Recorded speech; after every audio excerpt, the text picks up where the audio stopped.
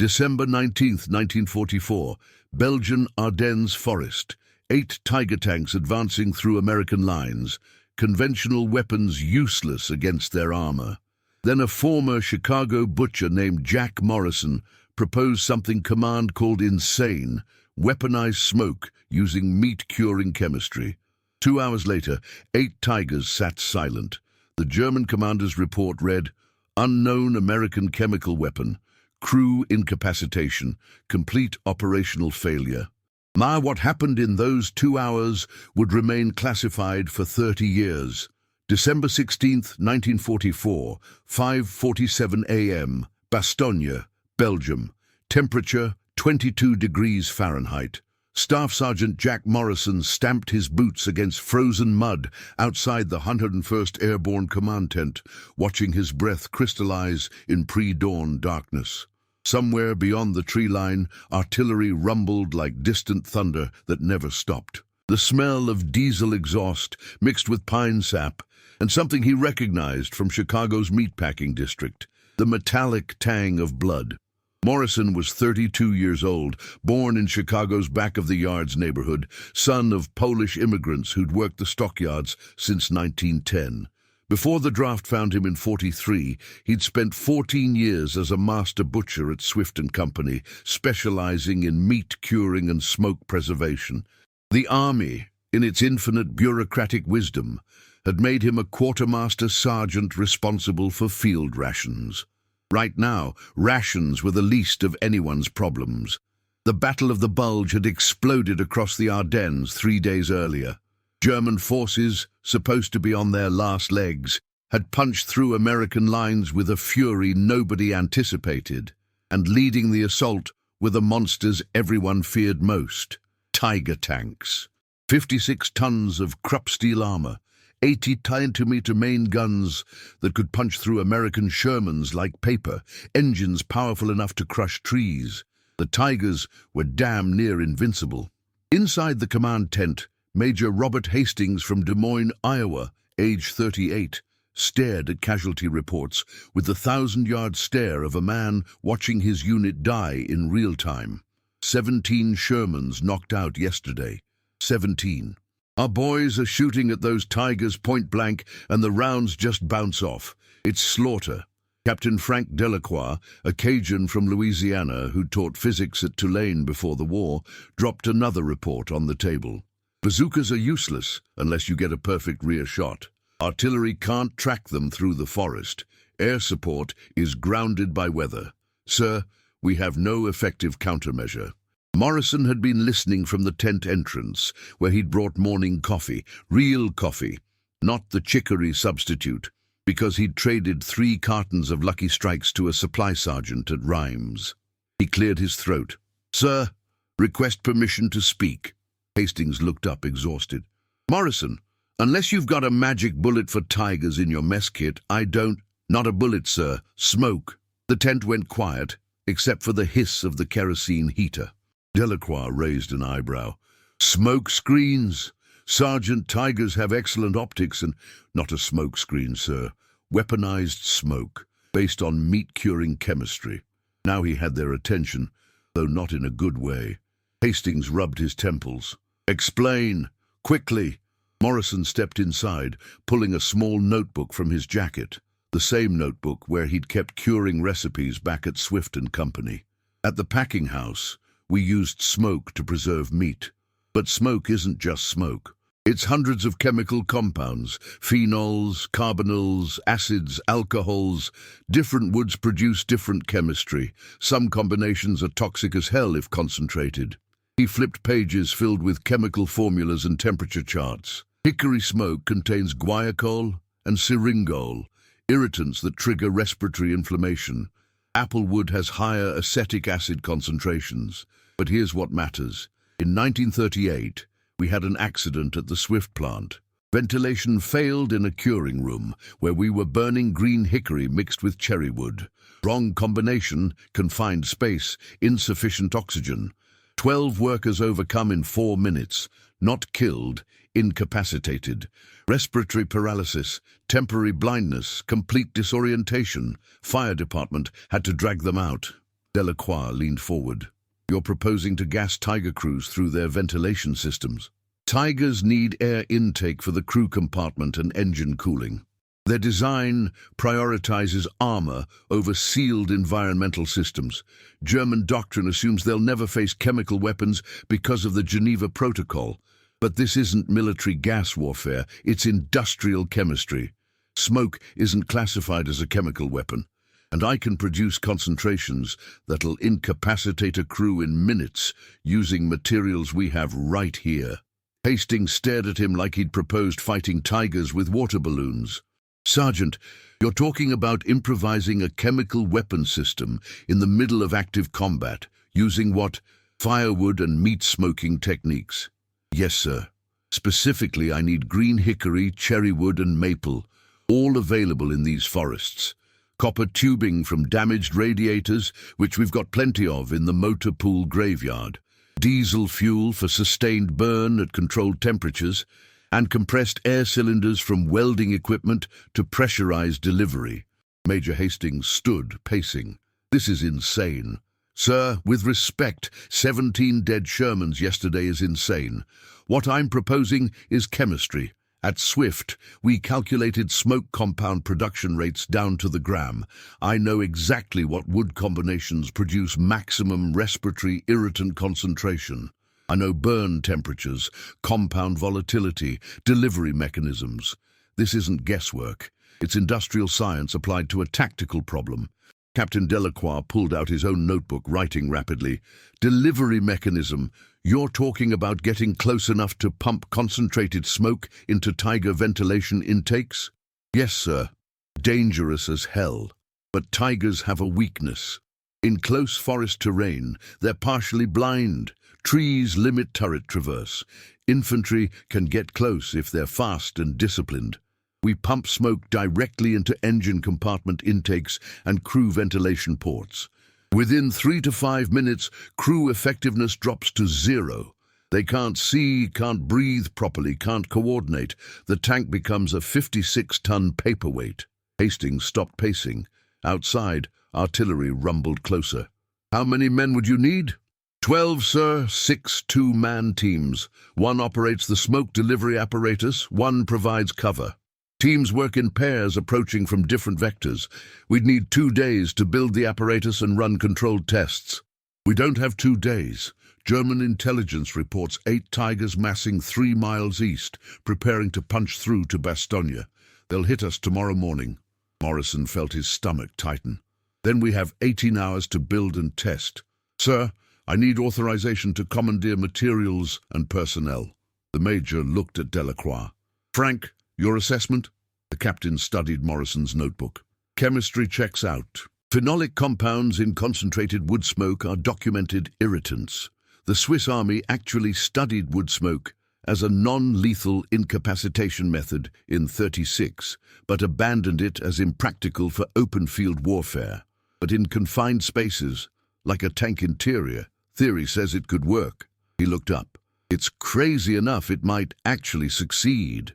Hastings made his decision with the grim pragmatism of a man with no good options. Morrison, you've got 18 hours. Commandeer whatever you need. But if this fails, those Tigers will roll right through us, and a lot of good men will die because we wasted time on a butcher's chemistry experiment. Understood, sir. And Morrison? If this works, I'm recommending you for a medal. If it doesn't, you'll probably be dead anyway, so it won't matter.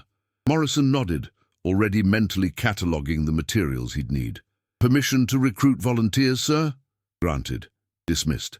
Outside the tent, snow had started falling, fat, heavy flakes that muffled sound.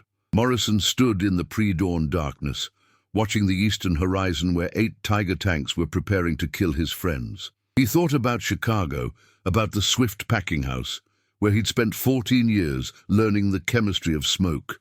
Never imagined that knowledge would matter in war, but war had a way of making the impossible necessary. And Jack Morrison had 18 hours to turn smoke into a weapon, or die trying. December 19th, 1944, 6:15 a.m. Bastonia Motor Pool. Temperature 19 degrees Fahrenheit falling. Snow accumulated 3 inches deep and climbing. Corporal Eddie Kowalski from Detroit, age 23, former Ford assembly line worker, stared at the pile of scrap Morrison had assembled. "Sarge, you want me to build what from this junk?" Morrison spread his sketches across the hood of a destroyed Sherman. "Smoke generator and pressurized delivery system. Here's what we need. 6 copper tubing assemblies, each 8 feet long, bent into coils. Combustion chambers from these destroyed fuel drums. We'll cut and weld them. Pressure regulators from welding equipment. Hand-cranked air compressors, and backpack frames from parachute rigs." Private First Class Samuel Washington from Alabama, age 19, former agricultural engineer who'd studied at Tuskegee before the draft, examined the sketches with growing comprehension. "You're building portable smoke concentrators. Controlled burn chamber feeds copper coils. Compressed air forces smoke through the tubing at high pressure. Operator directs output." He looked up. "This is brilliant and terrifying." "Mostly terrifying," Morrison admitted. "We've got 16 hours before the Tigers arrive, 6 units to build. That's 2 hours and 40 minutes per unit, including testing." Kowalski whistled. "Sarge, on the Ford line we had precision tools, quality materials, trained welders, and a full shift. Here we've got a portable arc welder with a temperamental generator, scrap metal, frozen fingers, and darkness. Then we'd better work fast." The team Morrison assembled reflected the American military's improvised democracy under fire. Kowalski, the machinist; Washington, the engineer; Staff Sergeant Michael O'Brien from Boston, who'd been a plumber before the war; Private James Chen from San Francisco, whose family had been interned while he fought for the country that imprisoned them; Corporal Robert "Bobby" Johnson from Texas, who could weld in a snowstorm; and Private Thomas Mahoney from Philadelphia, who'd worked construction. By 7 a.m., they'd established an assembly line in a half-destroyed barn. Generator sputtering in the cold, single work light casting harsh shadows, wind howling through shell holes in the walls. Kowalski and O'Brien cut fuel drums, while Washington calculated airflow ratios. Chen and Johnson welded copper tubing into coil configurations. Mahoney modified backpack frames to carry the 60-pound assemblies. The wood was Morrison's responsibility. He led a detail into the frozen forest, teaching them to identify trees by bark texture in darkness. Hickory's distinctive ridged bark, cherry's horizontal lenticels, maple's furrowed pattern. They cut green wood, still containing moisture and sap that would generate the chemical compounds he needed. Each 6-foot section was trimmed, split, and catalogued. By 10 a.m., the first prototype was ready. Morrison loaded the combustion chamber with his calculated wood mixture: 60% green hickory, 25% cherry, 15% maple. He'd added dried pine needles for initial combustion and a splash of diesel fuel for sustained burn. "Everyone back," he ordered. "We don't know how strong this'll be." He ignited the mixture. Within 30 seconds, thick white smoke began pouring from the copper coil exit port. Morrison positioned a gas mask over the output, directing smoke into a sealed ammunition can where he'd placed a white cloth. 60 seconds. The cloth turned yellow-brown. 90 seconds. Morrison's eyes watered from residual smoke in the air, despite standing 15 feet away. "Kill it," he called. Johnson shut down airflow. Morrison approached the ammunition can cautiously, cracked the seal, immediately stepped back, coughing. "Jesus, that's stronger than the Swift accident." Washington recorded data. Output concentration approximately 3 times normal wood smoke density. Particulate load extreme. Phenolic compound indicators positive. That discoloration pattern on the cloth matches guaiacol exposure. O'Brien pulled off his gloves despite the cold, flexing hands that had gone numb from working metal in freezing temperatures.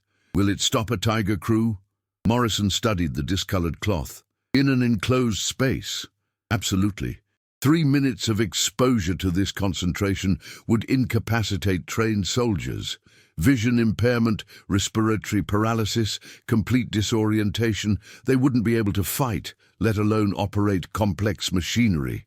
And if they've got gas masks? German tank crews don't routinely wear gas masks inside operational tanks.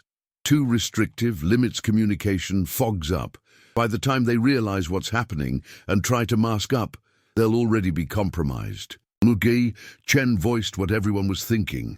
Sarge, this means getting close enough to a tiger to pump smoke directly into its vents. Those things have machine guns. Getting close is suicide. Yeah, Morrison said quietly. It is. That's why we need volunteers who understand what they're signing up for. The cold morning stretched into frozen afternoon. 5 more units built under deteriorating conditions. The generator failed twice. Kowalski rebuilt the carburetor both times, with hands so cold he couldn't feel his fingers. Welding equipment malfunctioned in sub-zero temperatures. Johnson improvised repairs using parts cannibalized from destroyed vehicles. Washington's calculations required adjustment when testing showed airflow behaving differently in extreme cold. He recalculated pressure ratios by flashlight while snow accumulated on his notebook. By 4:00 p.m., they had 6 functional units. Morrison assembled his volunteer team in the barn. 12 men, average age 24, from 10 different states. He explained the mission with brutal honesty. Tigers have ventilation intakes on the engine deck and crew compartment. We approach in pairs under covering fire.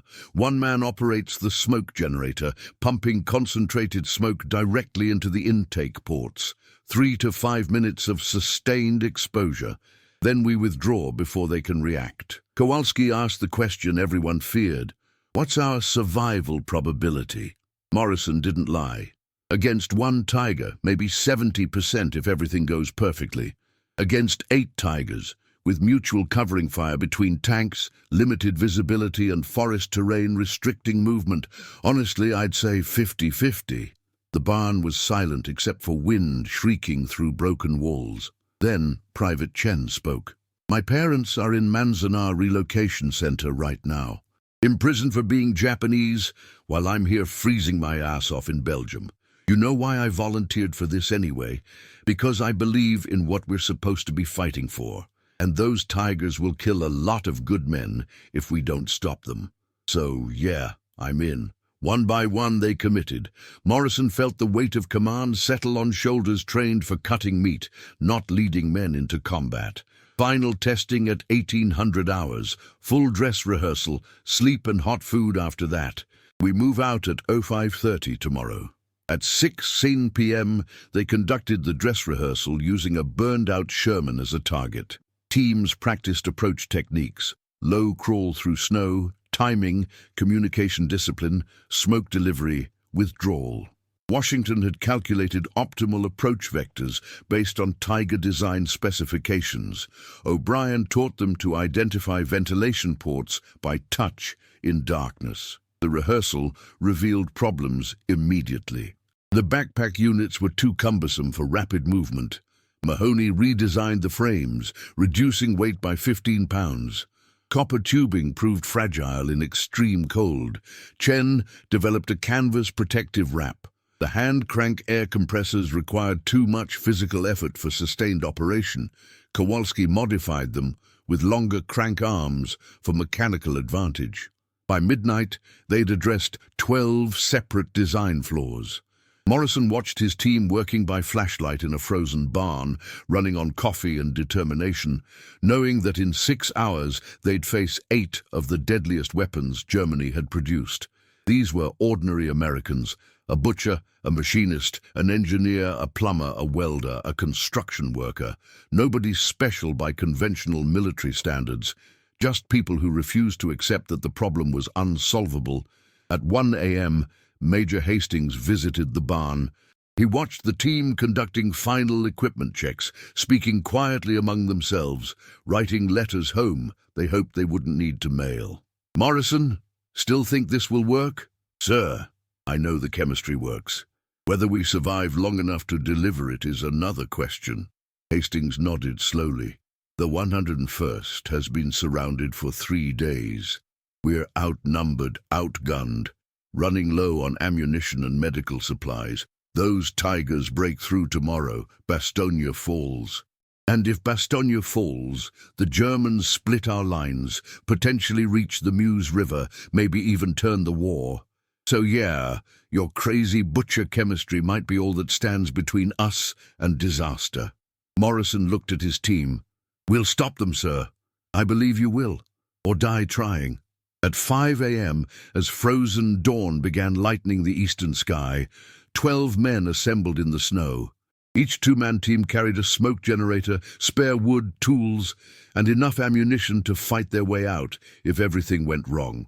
Morrison addressed them one last time. Intelligence confirms 8 Tigers, 3 miles east, advancing on this position. We intercept at the forest clearing designated Point Alpha. Captain Delacroix's platoon provides covering fire and distraction. We deliver smoke, withdraw, let chemistry do the rest. Private Washington, who'd calculated every specification, smiled grimly. You know, in physics class at Tuskegee, my professor said applied science was about solving real-world problems. Pretty sure he didn't mean stopping Nazi tanks with barbecue smoke. Laughter, nervous but genuine. Morrison checked his watch. Move out! They disappeared into the frozen forest, carrying improvised weapons built from scrap and determination. Behind them, Bastogne waited. Ahead, 8 Tiger tanks advanced through the snow. And between them, 12 Americans with chemistry nobody believed would work. December 19th, 1944, 7:23 a.m., forest clearing 3 miles east of Bastogne. Temperature, 16 degrees Fahrenheit. Heavy snowfall reducing visibility to 50 yards. Hauptmann Klaus Weber, commanding officer of Schwere Panzerabteilung 503, stood in the cupola of his Tiger, watching the forest through binoculars. 8 Tigers arranged in standard offensive formation, impressive, intimidating, seemingly unstoppable. Weber was a veteran of the Eastern Front, 41 years old, decorated with the Knight's Cross. He'd fought at Kursk, survived the retreat from Ukraine. He understood tank warfare like a butcher understands anatomy, where to cut, how to kill efficiently. The Americans ahead were surrounded, undersupplied, demoralized. This would be another victory in the long advance towards splitting Allied lines. Herr Hauptmann, his radio operator reported, recon confirms minimal American armor remaining. Perhaps 6 or 7 Shermans, poorly positioned, insufficient to oppose our advance. Weber nodded. Maintain formation. Advance at 8 kilometers per hour. Watch for infantry with bazookas. They're desperate enough to try close-range attacks. Dude, what Weber didn't know, what nobody in German intelligence could have predicted, was that 50 yards ahead, hidden in snow-covered undergrowth, 12 Americans waited with weapons that violated every assumption about conventional warfare. Morrison watched through binoculars as the Tigers emerged from the tree line. Massive, terrible. The main guns could demolish a building with a single shot. The armor could withstand anything the Americans possessed. By every rational calculation, this was suicide. Remember the plan, Morrison whispered into his radio. Teams 1 and 2 take the lead Tigers. 3 and 4 take positions 3 and 4. 5 and 6 take the rear guard. Delacroix's platoon initiates distraction fire on my mark. We approach during confusion, deliver smoke, extract immediately. 3 minutes maximum exposure time per target. Private Chen, crouched beside him, checked his smoke generator one final time. Sarge, this is either the smartest or dumbest thing anyone's ever attempted. Probably both. Morrison keyed his radio. Captain Delacroix, initiate distraction. 75 yards to the north, Delacroix's infantry platoon opened fire with everything they had. Machine guns, rifles, 2 precious bazooka rounds aimed not to kill but to confuse. The bazookas hit Tiger armor and ricocheted harmlessly, but the sudden assault from an unexpected direction achieved its purpose. The Tigers stopped, turrets traversing toward the threat. Radio chatter intensified. German tactical doctrine emphasized overwhelming response to infantry attacks. The Tigers began firing, 88 Mitrid guns shattering trees, machine guns raking suspected positions. "Now," Morrison ordered. 6 two-man teams emerged from concealment, moving low and fast through the snow. Morrison and Chen approached the nearest Tiger from the rear quarter, its blind spot. The tank was massive at close range, engine roaring, treads throwing snow, exhaust ports visible on the engine deck. Morrison could smell diesel exhaust, gun smoke, the distinctive odor of hot metal. They reached the Tiger's rear slope in 45 seconds. Morrison identified the primary engine air intake, a grilled port on the engine deck designed to draw cool air across the engine compartment. He positioned the copper tubing delivery port directly against the grill, secured it with a quick-release bracket Chen had designed. "Ignition!" Morrison ordered. Chen ignited the wood mixture in the combustion chamber. Within 20 seconds, white smoke began pouring from the copper coil, forced by compressed air directly into the Tiger's engine compartment. Morrison could see it being sucked into the intake, disappearing into the tank's interior systems. Inside Tiger 231, Oberleutnant Hans Richter smelled something wrong.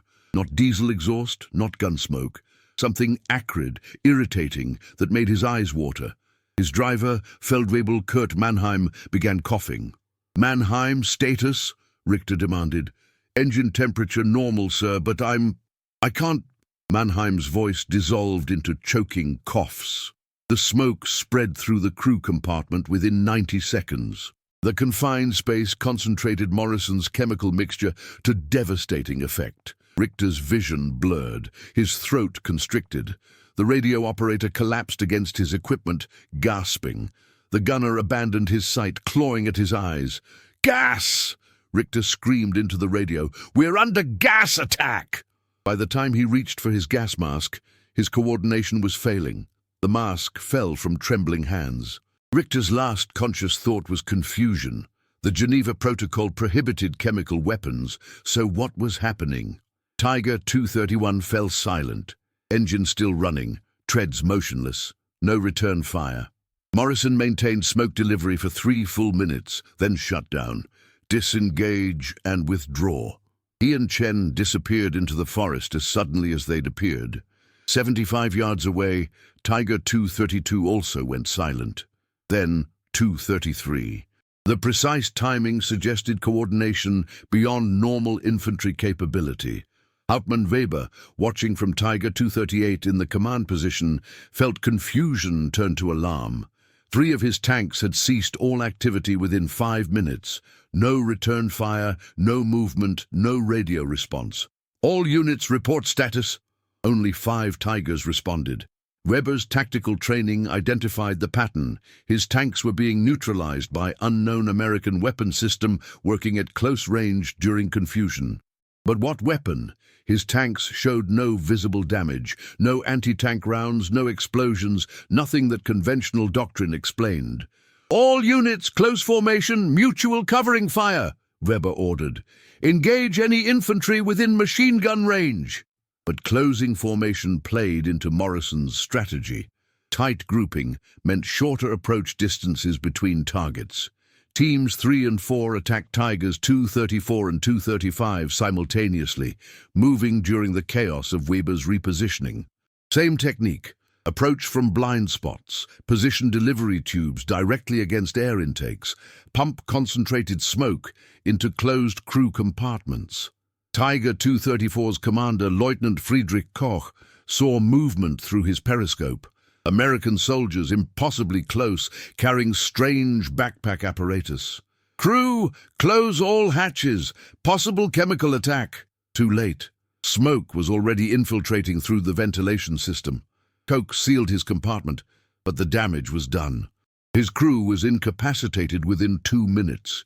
He fumbled for the radio, managed to gasp out a warning before collapsing. "Americans using smoke weapon, unknown chemistry, cannot defend." Weber heard the broken transmission with growing horror. 5 tanks now silent. His formation was collapsing without a single shot penetrating armor. Whatever the Americans deployed violated every principle of armored warfare he'd learned. Remaining units, retreat to secondary position. Engines maximum power, move, move. The 3 surviving Tigers began reversing, trying to disengage. Morrison's teams 5 and 6 pursued, but the moving targets proved too difficult. Tigers 236 and 237 successfully withdrew, engines roaring, turrets traversing desperately. Tiger 238, Weber's command tank, covered their retreat with machine gun fire that forced Morrison's teams to ground. "Let them go," Morrison ordered. 5 tanks neutralized. "That's enough." The entire engagement had lasted 1 hour and 47 minutes. Morrison's teams regrouped at the rally point, all 12 men accounted for. Chen had taken a grazing machine gun round to his shoulder. Painful, but not critical. Kowalski's smoke generator had been hit by shrapnel and destroyed. Otherwise, miraculously, everyone survived. Behind them, 5 Tiger tanks sat motionless in the snow. Engines running, weapon systems intact, armor undamaged. But inside each tank, German crews lay incapacitated, gasping for clean air, vision blurred, coordination destroyed. The mighty Tigers, designed to be unstoppable, had been defeated by chemistry they couldn't defend against. Hauptmann Weber reached German lines in retreat, his report making no sense to divisional command. "Repeat your last transmission," the operations officer demanded. "You claim 5 Tigers were neutralized by American smoke weapons." "Confirmed. Unknown chemical agent delivered through ventilation systems. Crews completely incapacitated. No physical damage to vehicles. I've never seen anything like it." The operations officer's skepticism was audible. "Hauptmann, are you certain this wasn't conventional gas warfare?" "It was smoke, thick white with chemical irritant properties I cannot identify, not military gas, something improvised, something we have no defense against." The report reached higher command by noon. German intelligence analysts debated its accuracy. Smoke weapons, improvised by surrounded American forces? Impossible. Yet 5 Tigers had been confirmed lost without visible battle damage. Crews recovered hours later reported symptoms consistent with chemical irritant exposure, but no lasting harm. The German 6th Panzer Army, already struggling with the Bastogne salient, absorbed the lesson. American forces had deployed an unknown countermeasure that neutralized Tiger effectiveness at close range. Further Tiger assaults on Bastogne were suspended pending intelligence clarification.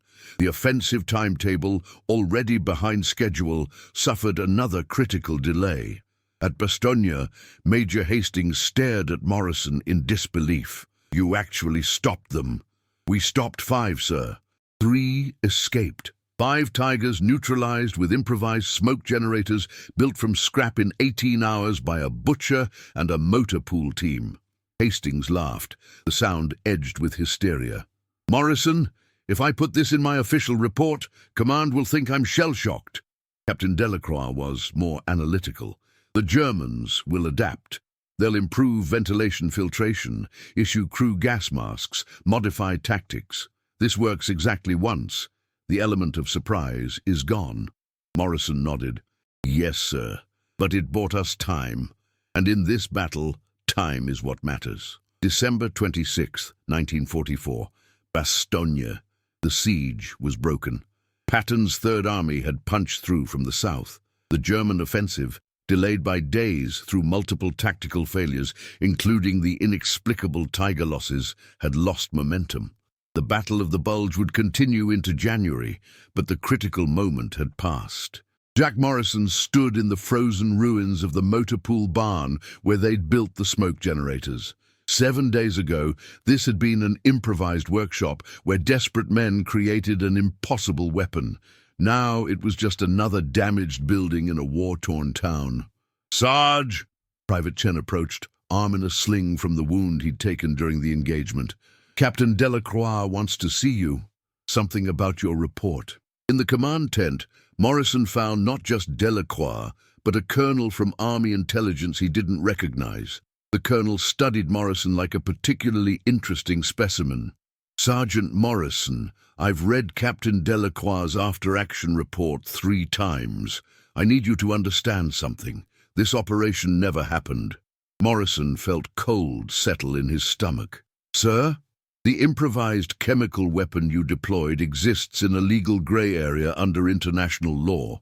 The Geneva Protocol prohibits chemical weapons in warfare. Your smoke generators, while technically not military gas, could be interpreted as violating treaty obligations. If the Germans file a formal protest, it creates diplomatic complications. Sir, we were surrounded, outgunned and facing—" "I know, and I'm not criticizing your actions. You saved lives, bought critical time, contributed to the successful defense of Bastogne. But officially, this never happened. The German report about 5 Tigers being neutralized by unknown American chemical weapons will be classified. Your after-action report will be sealed. The other 11 men on your team will receive similar instructions. As far as the historical record is concerned, those 5 Tigers were destroyed by conventional anti-tank weapons." Morrison felt the weight of bureaucratic reality crushing tactical success. "What about my team, sir? They risked their lives. They'll receive commendations for bravery under fire, but the specific details of the operation remain classified for a minimum of 25 years, possibly longer. Do you understand?" "Yes, sir." After the colonel left, Delacroix poured 2 glasses of confiscated German schnapps. "For what it's worth, Jack, you did something remarkable. You saw a problem nobody else could solve, and you solved it using knowledge from a Chicago packing house. That's the American way. Improvise, adapt, overcome." Morrison thought about the 12 men who'd volunteered, the 18 hours of desperate work, the moment when 5 Tiger tanks fell silent. Will anyone ever know what really happened? Maybe someday, maybe not. Does it matter? I guess not. But it did matter, not for glory or recognition, but because what they'd accomplished represented something fundamental about the American approach to war. When conventional solutions fail, improvise. When the enemy has superior weapons, change the rules. When experts say something is impossible, do it anyway. Morrison returned to quartermaster duties. The war ground on through winter into spring. Germany surrendered in May. Morrison was discharged in August 1945, returned to Chicago, went back to work at Swift & Company. He never spoke about the smoke generators. Security classification meant he couldn't, and nobody would have believed him anyway. The other 11 team members scattered across post-war America. Kowalski returned to Ford's Detroit assembly lines. Washington used his GI Bill education to earn a doctorate in chemical engineering from MIT. O'Brien became a plumbing contractor in Boston.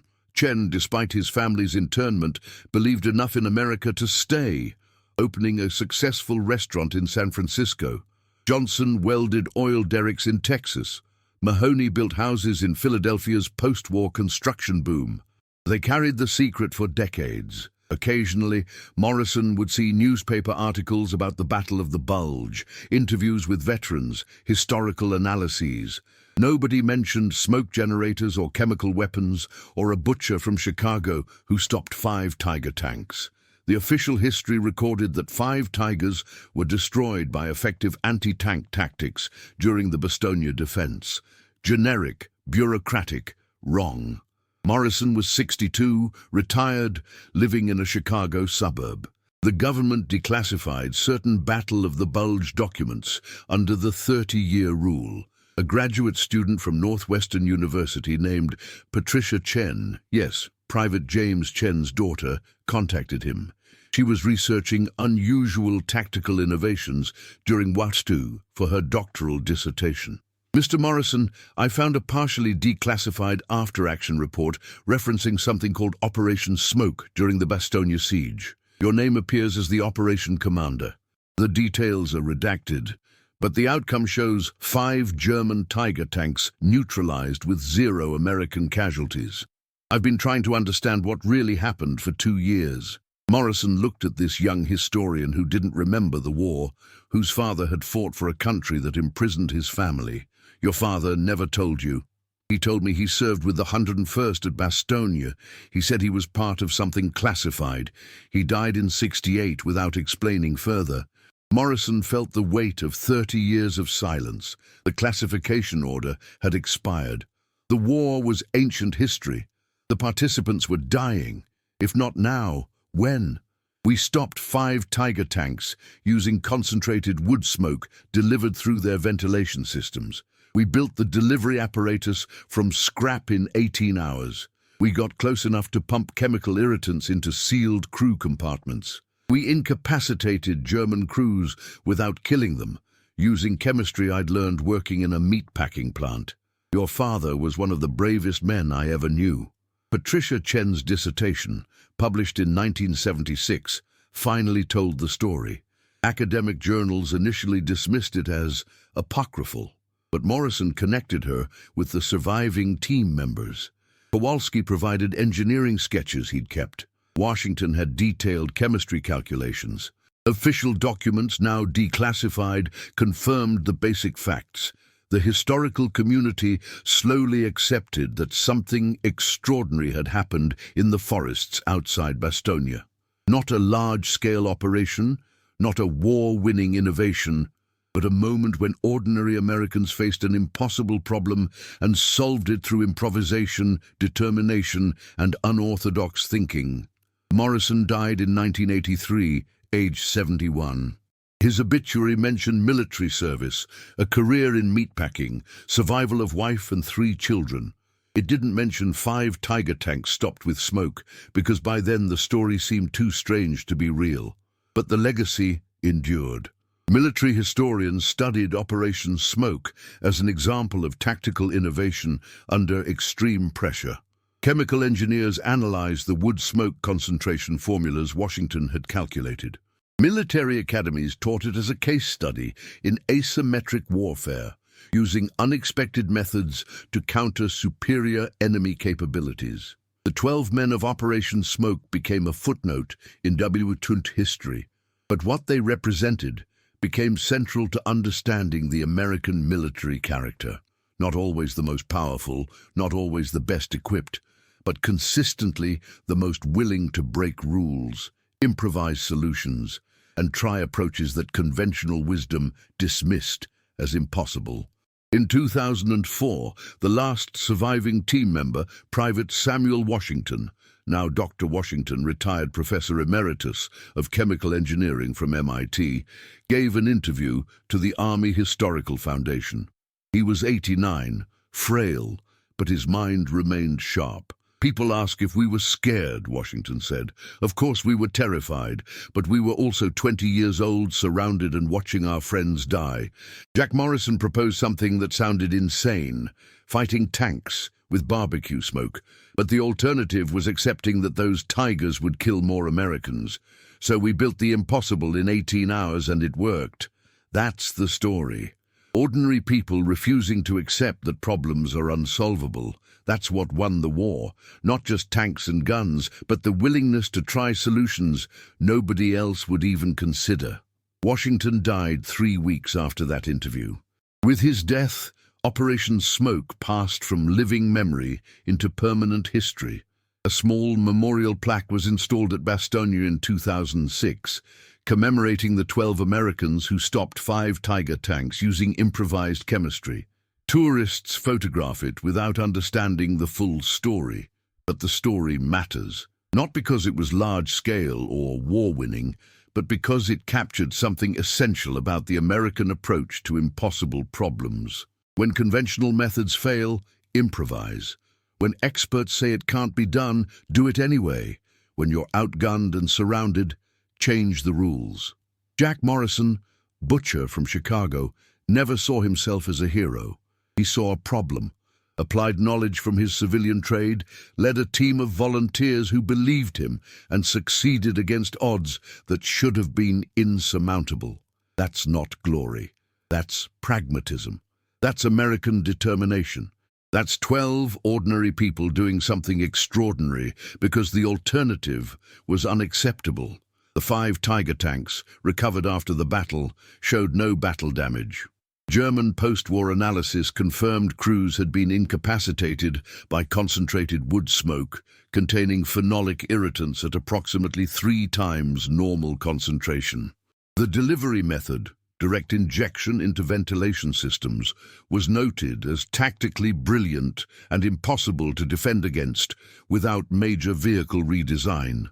German military engineers recommended retrofitting all armor with improved filtration, but the war ended before implementation. 78 years later, the lesson remains. Innovation matters more than resources. Determination overcomes superior firepower. And sometimes the most effective weapon is the one nobody expected, not because it's powerful, but because it's impossible to defend against something you never imagined anyone would try. Jack Morrison would have appreciated that. He spent 14 years learning how to preserve meat with smoke. He spent 18 hours learning how to stop tanks with the same chemistry. And he spent 30 years knowing that sometimes the most important victories are the ones nobody remembers. But they matter anyway, every single one. If this incredible story moved you, make sure to subscribe to our channel for more untold Wubtu Tutu stories that changed history. What other hidden innovations do you think made a difference in the war? Drop your thoughts in the comments below. We read every single one. Hit that like button and share this with anyone who loves real history. See you in the next story, where we uncover another piece of courage the history books forgot. Stay curious, stay inspired, and never stop learning.